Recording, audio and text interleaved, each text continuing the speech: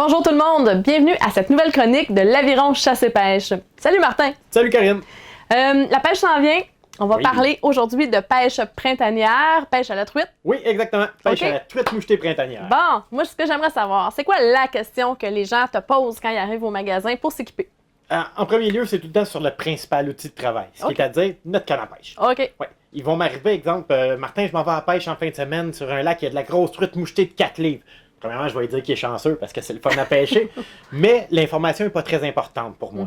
L'information que j'ai besoin, c'est avec quel type de leurre tu vas pêcher. OK. On va les séparer en deux.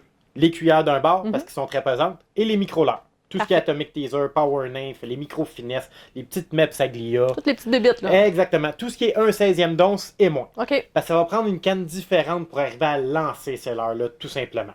Comme quoi, par exemple? Quel type de canne? Pour le micro-leurre, on va y aller avec une ultralight. OK. On va être complètement dans une canne qui est très très molle. Ça va avoir une action de fouet, c'est ce qui va nous permettre de propulser le leurre très loin parce que le leurre ne tirera pas sur le fil, il pèse rien.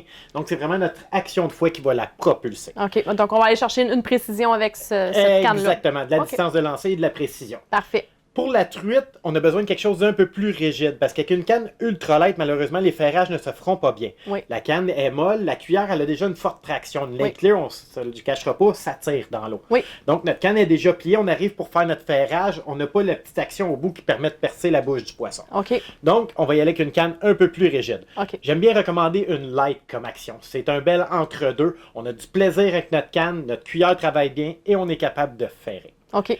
Mais je comprends en même temps que c'est pas tout le monde qui est capable d'avoir 2-3 cannes pour pêcher une seule espèce de poisson.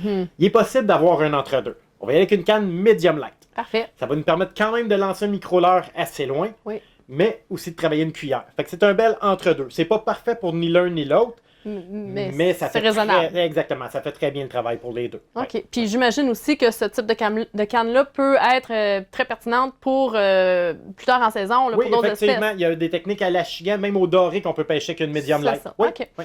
Et puis, bon, on met quel genre de moulinet là-dessus? Oui, très important aussi. On ira pas avec un trop gros moulinet. Idéalement, on va regarder sur le côté de notre moulinet. Il Oui. va y avoir une grosseur de fil à mettre dedans. On regarde tout le temps où est-ce que c'est marqué braid pour fil tressé.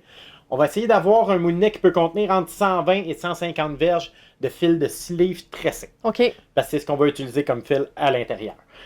La raison pourquoi, un gros moulinet, si on met du fil de sleeve dedans, il va y en avoir un peu dans le fond. Ouais. Quand on va arriver pour lancer, ça fait un très gros frottement sur le contour du moulinet.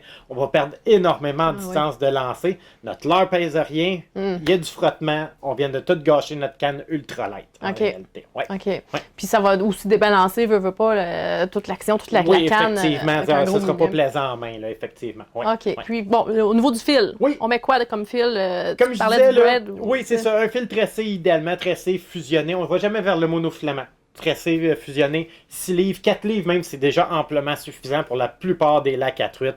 J'ai déjà sorti des arcs-en-ciel de 8-9 livres sur un petit fil de 4 livres. On y va doucement, on ajuste notre frein, ça se fait bien, ça permet des meilleurs lancers. OK. Le monofilament, pourquoi je le recommande pas? C'est le fun, c'est pas visible dans l'eau et tout, ça étire, ça a des belles capacités, mais pas pour ce qu'on veut faire, honnêtement.